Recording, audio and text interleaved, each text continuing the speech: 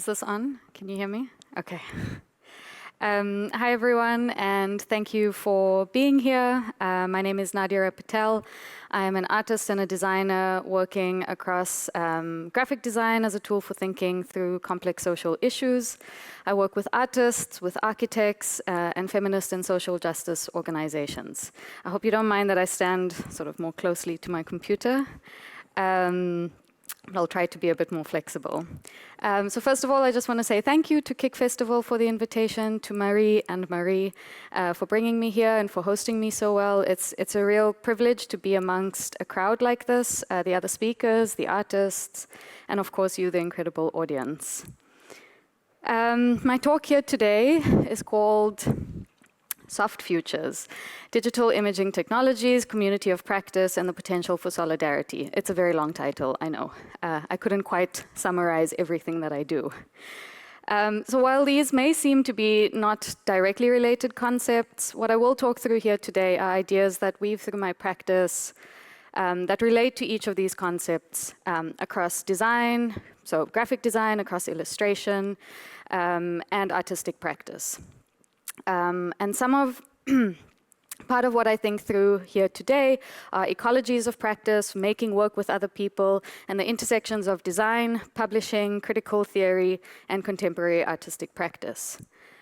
So a quick overview of what I do. I have a background in art and cultural analysis, and together these worlds allow me to think critically about our relationship to images, how and why we make images, and how they circulate in the world. Following that is how we consume images and how we make sense of the landscapes that images produce and how it shapes perception and agency.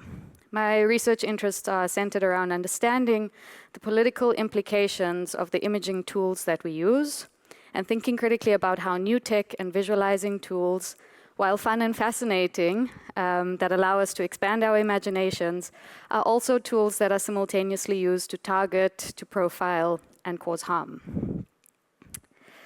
I'm going to do a quick overview of my graphic design practice before I go into work that I make as an artist. Softwork, the name of my studio, the antithesis of hard work, was born out of an interest in working with activist networks and social justice organizations in South Africa, and more recently that has expanded internationally.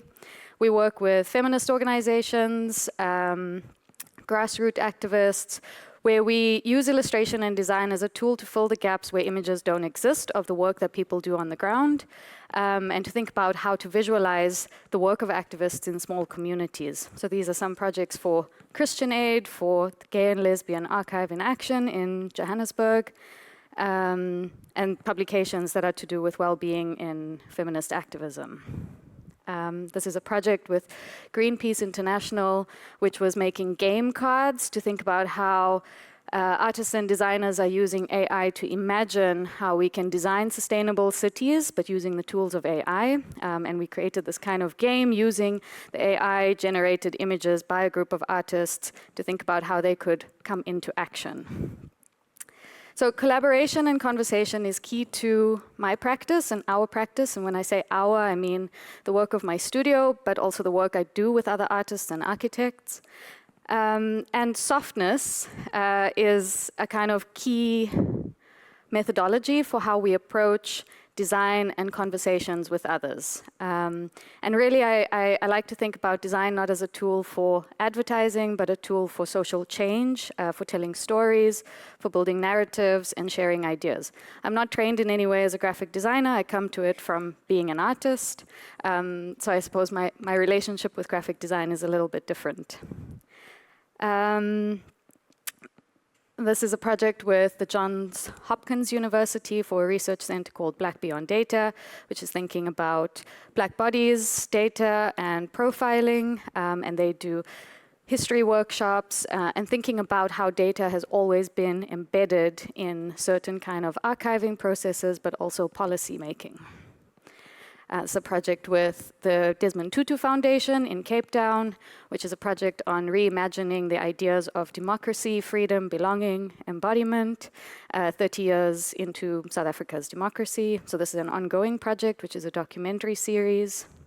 And then one of my earlier projects is a publication produced with a group of artists and activists based at Wits University, which was called Public Action. And really here we were thinking of... Oh, sorry, my watch is talking to me. Put that away. Really here we were thinking about, so public action, the name is to think about both publishing and activism as active forms of creating change and making conversations, making space for conversations.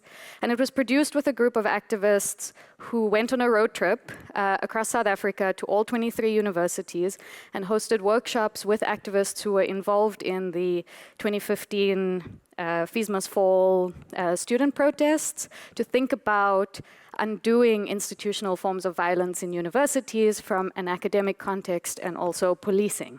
And the policing of education, but the policing of bodies, in particular black bodies on university campuses. So there was illustration, there were essays, there were photo essays, there was text written by laborers, so workers or cleaning staff from universities talking about their experiences of the institution. And then these are just some illustrations from a project called Are We Our Work, which is a question, it's a provocation. It's a research project and a podcast that I work on with two other people, Tiffany Ibrahim and Kimo Bosiello. And it maps our relationships to work and the landscapes of work in Johannesburg in particularly at this point, but it is slowly expanding. And these are some of the illustrations that I produced for the current season, which is focused on labors of love. It's a lot of conversations on love, on friendship, romantic love, loving your work, not loving your work, living between two places, and ideas of exhaustion. So the studio also does graphic design with architects, and I work with another graphic designer. His name is Fred Swart, and we collaborate regularly. And we've worked on publications like Fugitive Archives for the Canadian Centre for Architecture, which look to bring in African knowledge systems that are often left out of architectural source books. And so this was produced together collaboratively. So this is two graphic designers working on a shared project. And then I also worked with the same designer, Fred Swart, on the publication for the Laboratory of the Future for the Venice Biennale, Architecture Biennale in 2023, and more recently the South African Pavilion at the Venice Biennale, the art version. So these are just some graphic design projects.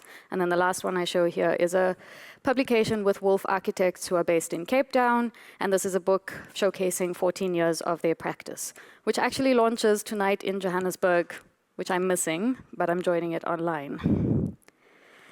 Okay, so I want to shift to digital imaging technologies and here focus on a kind of provocation around residues, traces, and making sense of the intangible through different media. I'm going to play some videos and try to talk over it simultaneously. So just bear with me. Oh, yeah, you can see it.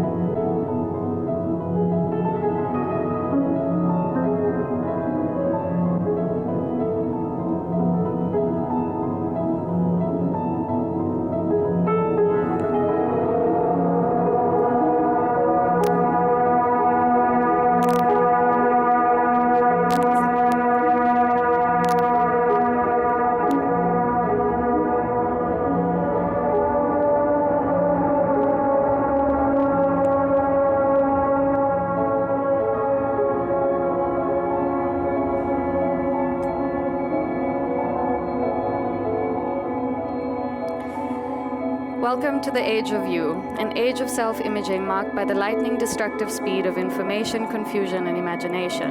Are you paying attention to the future? Are you paying attention to the now? Do you feel threatened by AI, or do you dream about the boundless possibilities of what new worlds you might create?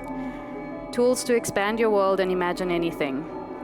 To bridge the gaps of what the human eye or the human body can touch and experience. To make the intangible and ephemeral real and present. To give form to that which resides in memory, broken and distorted. Welcome to the future of you. Are you exhausted? What does a human future look like in an age of hyper-surveillance and constant upgrades? Are you sleeping well? Are you manifesting the future you want and overcoming your lifelong problem with procrastination? Sorry for the delayed response. You have an abandoned cart. Have you shifted to the metaverse? Have you adapted generative AI for your world-building projects? No commitment, cancel anytime. Slow down and align your experiences with your values. Everyday basics and elevated neutrals. Is your wardrobe sustainable? Is this linen rayon blend organic? Trans-seasonal browns evoking a sense of stability, a raw earthy edge. Have you been productive today? Are you struggling with bloating? Adrenal fatigue? Are your favorite brand sustainability practices keeping you up at night, or are you suffering from sustainability fatigue? Create stunning visuals, captivating videos, or unique soundscapes for the eco-conscious who seek sustainability without sacrificing comfort or style.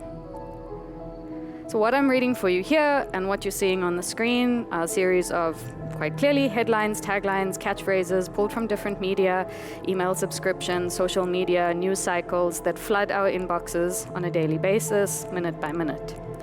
The production and consumption of images has accelerated, and simultaneously the line between truth and untruth has blurred.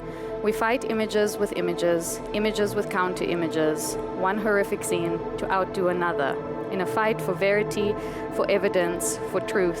Yet despite all evidence, we somehow seemingly have not been able to collectively bring an end to a seemingly endless massacre. And I'm not showing those images. A genocide. Live streamed. How do we make sense of images in the past year? And how do we place our discomfort? When the tools for imagination are also simultaneously used for destructive decision-making, we must ask, are these tools uncritical or are we?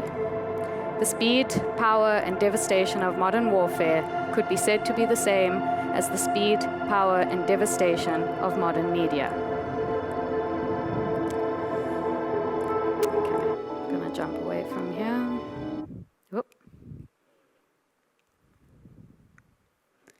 Come on.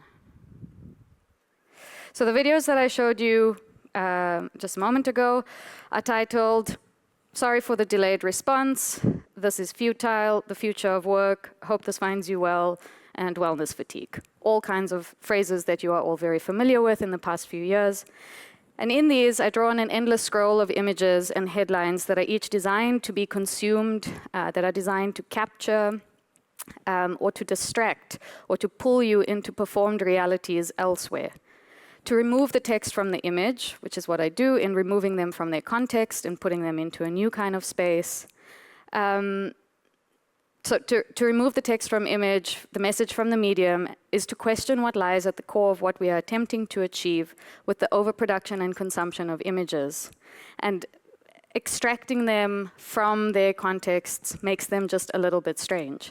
So I use those videos as a way to process a kind of information overload, hyperstimulation, and a sense of discomfort. By flattening everything from headlines on email subscriptions to the endless amount of catchy and captivating headlines, I want to ask questions and to be in critical conversations with images. Is it possible to think about making images without the impetus to capture audiences? But I'm also trying to capture your attention here. While I used to make these videos as a way to process the constant overload of information, I found that in the past year I haven't been able to do that at all. Because there's the speed at which images move at the moment are just overwhelming. So these are just two installation shots of these video pieces shown at the Johannesburg Art Gallery and at Tomorrow Gallery, which was a digital art space run by Carly Whittaker, also in Johannesburg. And I want to switch to something slightly different. So there's a bit of jumping around, but I hope it all makes sense at some point. A few years ago, or many years ago, in my master's thesis, I began exploring some of the work of the late Harun Farocki. And I think this month is actually marking 10 years of his passing. And I want to look, and what I did look at was what Harun Farocki defined as operational images, or images that work. And one of these examples is a work of his called Serious Games, in which young trainees in the US military use simulation tools to analyze and act in simulated landscapes, particularly Afghanistan in this case, and early immersive tools that are used for recovering from PTSD. So these are just, oh, no, missing an image. Farocki in the film is actually, on the one hand, he is filming what is happening in these camps, but he is then also filmed explaining how images work, how the tools work, how the simulation works, how you can change the time of day, the time of night, and how you can recreate the simulated landscape so that you feel that you are absolutely there, because for training that is important. So he talks about things like how the sun over the landscape can be adjusted to match particularly the time of day there. And then you watch this controller placing what are called enemies into the simulated landscape. And these enemies look like this. And he calls them poorly armed enemies in asymmetric wars. I'm giving a very pared down version of the research here. But the argument that I want to make is around profiling and around simulation and around the ways in which tools like this begin to inform and shape our perceptions, but also decision-making that resonates far beyond the worlds of military training and into the kind of rhetoric and stereotyping that we encounter in social media and in news cycles. I share this early thinking process because I find that it is increasingly hard to exist in an image world today without being cognizant of how we encounter, use, and produce and manipulate images today. So the logic of association in what Farocki was showing here builds the rhetoric that lives in the media, including social media. And then I want to follow that with thinking about this image, which you might have encountered in more recent months as well, which is a simulacra of space and place. It's a very complicated image. It's problematic, it's political, it's highly loaded. And it presents this kind of idea of a genetic desert that we imagine, a kind of imagined landscapes where Arabs live. So you kind of click add yours and you play this kind of game on Instagram. And it's designed to bring people into action, but it is also devoid of a lot of meaning. And it is devoid of representation of the people, the bodies, the identities, the personalities, the families. And I want to think here about the simulation of space and place and how things stand in for the real and how this becomes a kind of confusion of perception. So when we block out the real and we make up for it with simulation. Okay, I'm going to switch to something else now. So in what follows, I speak a bit about collaboration and making work with others or being in constant conversation with other practitioners. And this is a work called Assembling Lines, which was produced by myself and a longtime collaborator, Sarah de Villiers, who's an architectural researcher and designer.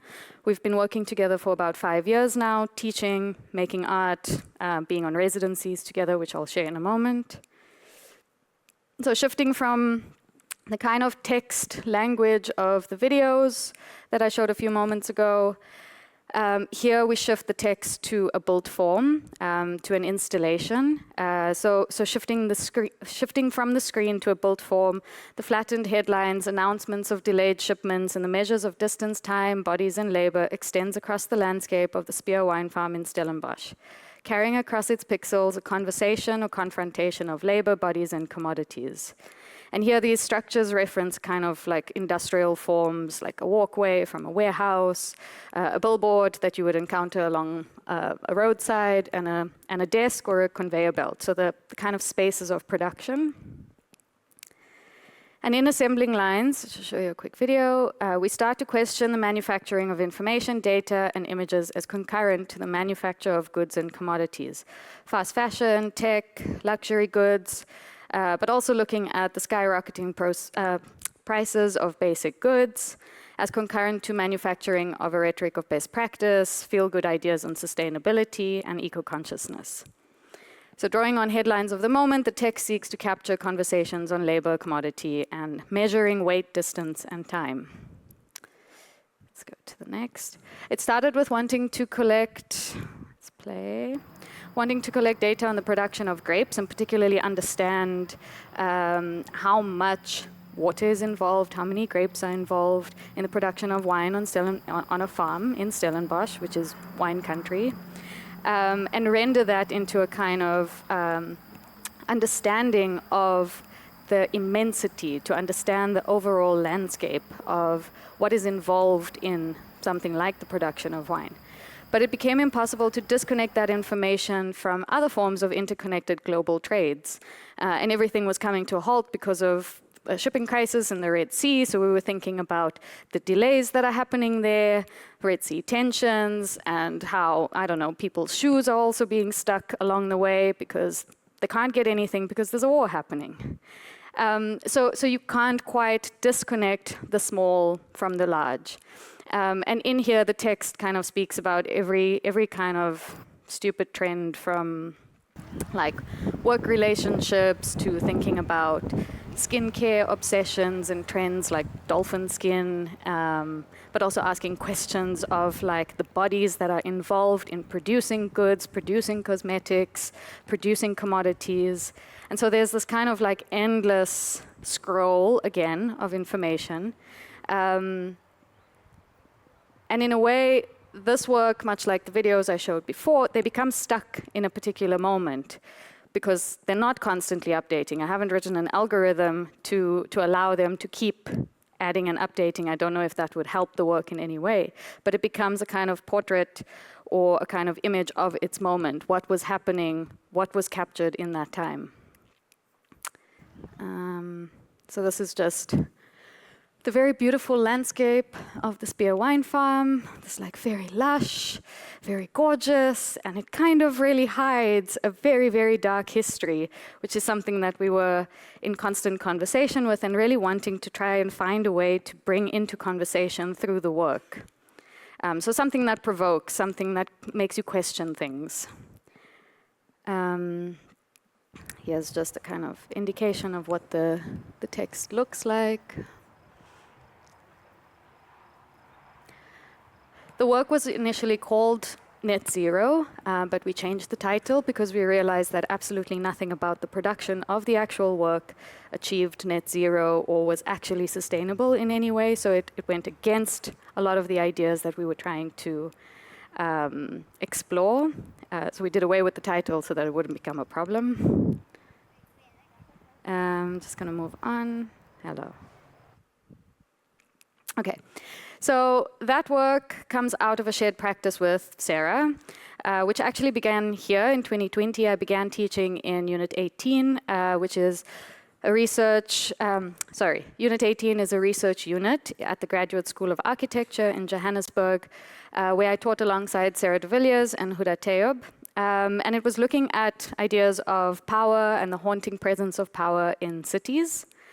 In media, in architecture, and in public space. So it was titled Hyperreal Prototypes, and it examined how rapid technological advancement, political upheaval, economic crisis, past violences, and struggles for liberation shape our contemporary cities. We did 2 years of teaching over 2020 and 2021, working virtually, studying Cairo and studying Johannesburg. And we looked at things like power dynamics, we looked at ideas of haunting, resonances, colonial infrastructures and legacies, and how they last in our city spaces.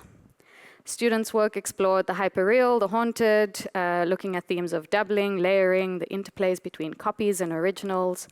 And it showed how surfaces can amalgamate various times and places. So these are just some of the kind of key ideas. And these are some of the work. Students explored ideas of hyperreality through video games. They looked at rethinking the home and how the home is a portrait of a colonial legacy, rethinking abandoned urban spaces and rewriting them for a queer nightclub, looking at the histories of fantasy and fun and leisure parks, looking at plastic pollution and kind of imagining a future that is connected to plastics and imagining these kinds of creatures that would develop out of our plastic, our relationships to plastic. And thinking about the conversations and conferences that happened that led to certain colonial movements across the continent. That project was, so the teaching was running alongside another research project that I was doing, of which Sarah was also involved, but this starts to expand a kind of practice with other collectives. I still have enough time.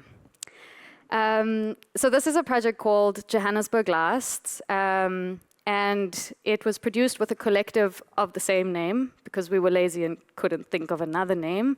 The collective and the research project were the same. And as a research project, it came out of shared interests in the ghosts of Johannesburg. And it wanted to look at questions of the remnants of colonialism and its impacts on environment and social structure, on architecture and the built environment, and the lasting lasting impacts on the surfaces of Joburg.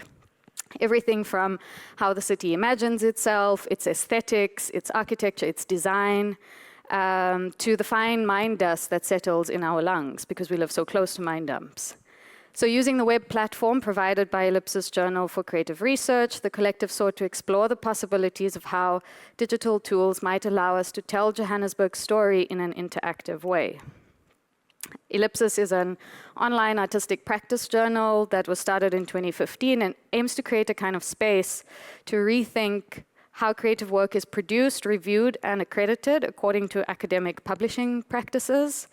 And it's housed at the School of Arts at Wits. So that's just a quick intro on that. But what Johannesburg Lasts did, I'll just play this in the background, was look at specters, look at traces, look at remnants, and look at things that refuse to go away, things that are revenant, things that want to come back constantly, and here evoking the work of Esther Perrin. So the project takes us, it's 8 participants, and it takes us along streets, under the earth, into forgotten places, and kind of future musings, or works that look at past, present, and future. And it speaks to the haphazard assemblage of a place like Johannesburg. And it looks at plants, at dust, at data, and visible and invisible workforces that make the city work. So using the tools of coding, digital mapping, and simple web interfaces, we asked, what are the ways we can use technology to share stories that reference that which is just on the edge of being tangible, dusty, and ephemeral? Brought together by a shared fascination with ghosts and remnants, how can we use online interfaces to bridge and create pathways, to create other times and worlds, to imagine beyond the ruins of apartheid's legacy on a city and its infrastructures of excavation, extraction, and excess? And this is just like a quick scroll. Is it keeping up? Quick scroll through some of the projects. So there's like dust on the screen. It's like, I'm just zooming through it.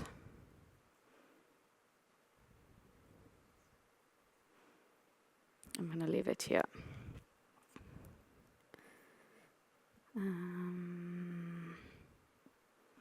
Okay. Nope. There we go. So there are projects that look at the demolishing of a building that caught fire in 2018 and was eventually demolished in 2019, the Bank of Lisbon. This is by Dorothy Kreutzfeldt.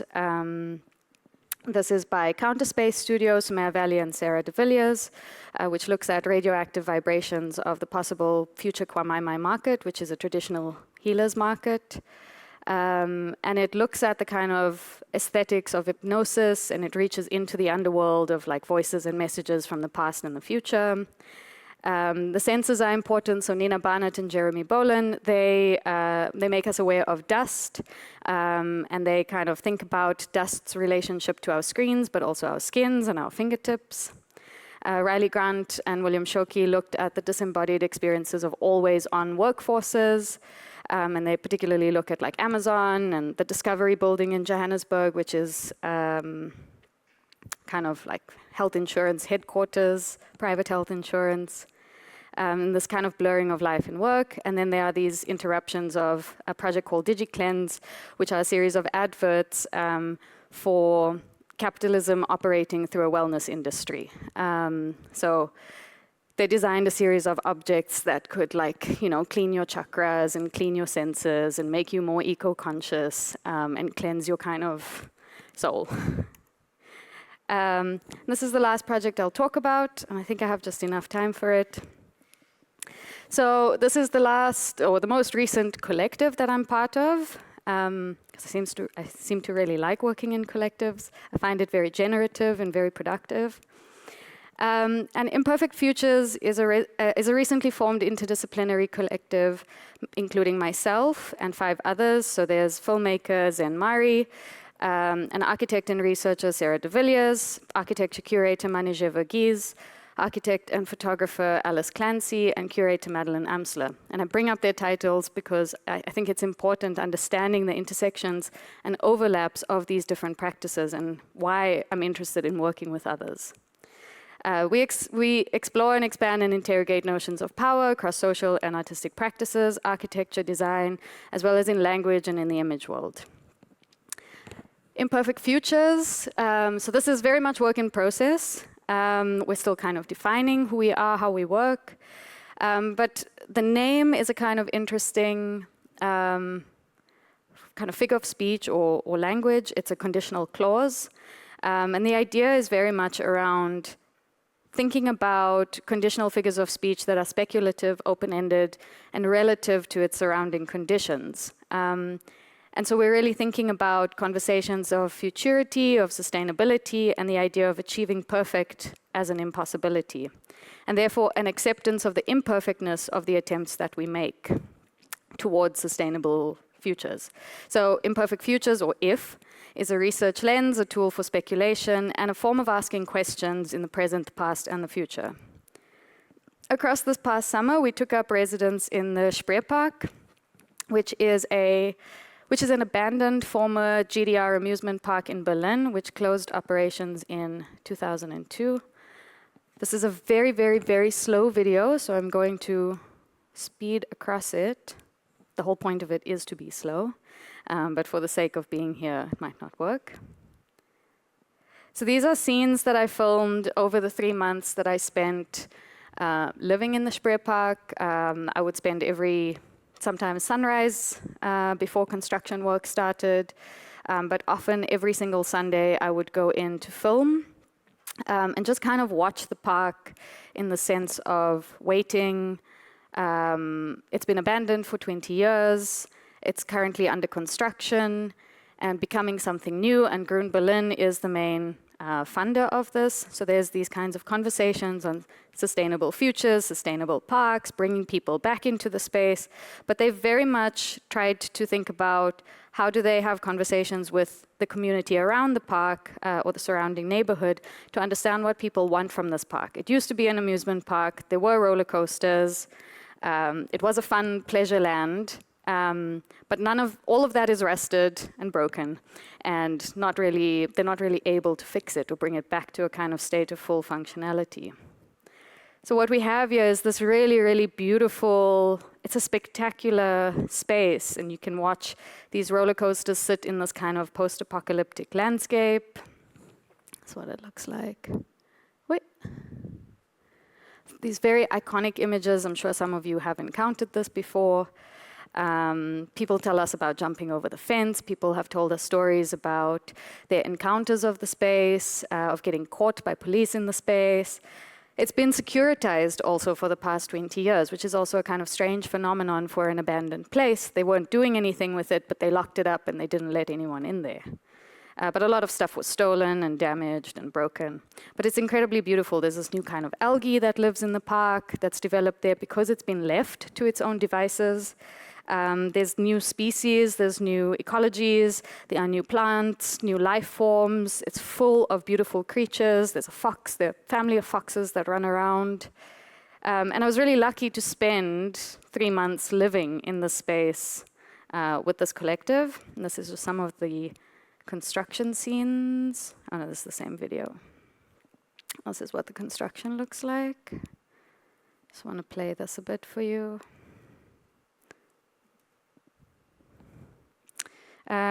Do we have sound with this one? or is it just not playing? No, the sound is not playing. That's all right. But this is what the space looks like as a construction site. So, Imperfect Futures, our work aims to reveal connections, traces, revenants, ghosts, but really think about the kind of capital segregation of landscape and the containment and control of nature and landscapes of leisure. So like also thinking about politics and landscapes of leisure. It was a GDR amusement park. It was built in the 60s originally. So there was this kind of idea or this like dream of a leisure space that then got taken over and westernized in a particular way, and we started to study where the roller coasters came from, what happened to them. So in there's a kind of like, there's a study of, or an analysis of the global trade related to the actual roller coasters. There's materials, there's commodities, and there's illicit substances. Which is part of the downfall of the park. And so we started to study all of this, which will come together in an exhibition early next year, in March, at the Speerpark Art Space. And these are just a few of the scenes of what the space looks like. It's incredibly beautiful, it's overgrown, it's lush. It probably looks very different now that I've left, and it's winter already. But in the park, past, future, present all collapse into one another. And you find these like beautiful sand mounds, things move around. Oh, sorry, one moment.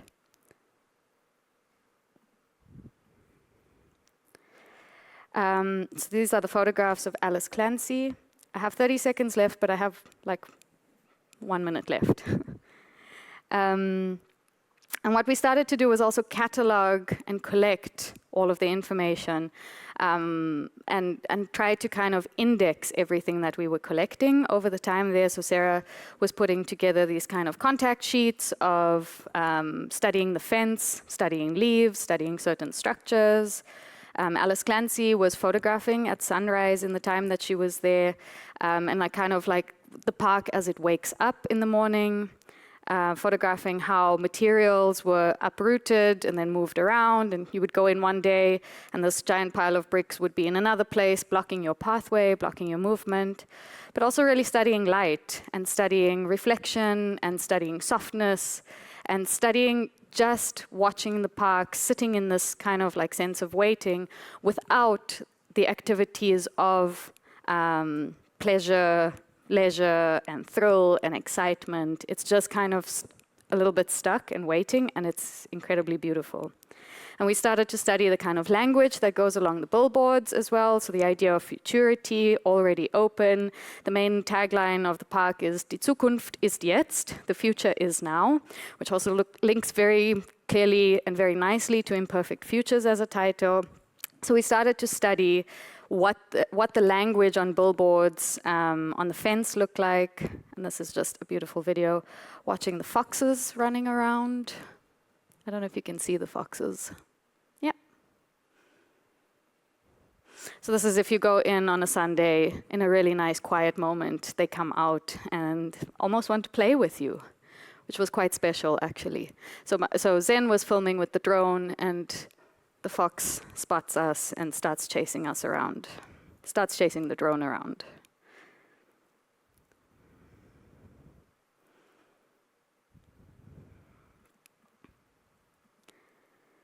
And I'm going to end here. So this is one of my favorite parts of the park. It's the Grand Canyon. It's a wild water ride. But there's this huge lake. It's covered in this new algae called Steifbrustige Armleuchter algae. My German is terrible. Which is this candelabra algae that has developed in the park over these 20 years. The Arte Sol Calero is building a work related to it, which will open in the next 2 years. But it's one of my favorite parts of the park because of this. Have any of you watched the movie Hannah? No? Okay. Well, there's a beautiful end scene. Sorry to give you a spoiler. But the end scene of the film features Kate Blanchett walking across this particular railway line with a fake wolf roller coaster kind of mouth that was planted there for the film particularly, and I started to make these collages of these kind of fantasy worlds overlapped onto one another, so between the fiction and the reality. So these are unfinished thoughts and ideas. There are moments in between. There are a series of field notes, and they're still in process. And if you're ever in Berlin, next year in March, Imperfect Futures will have an exhibition at the Spreerpark, and I'm going to end there. Thank you very much for your time.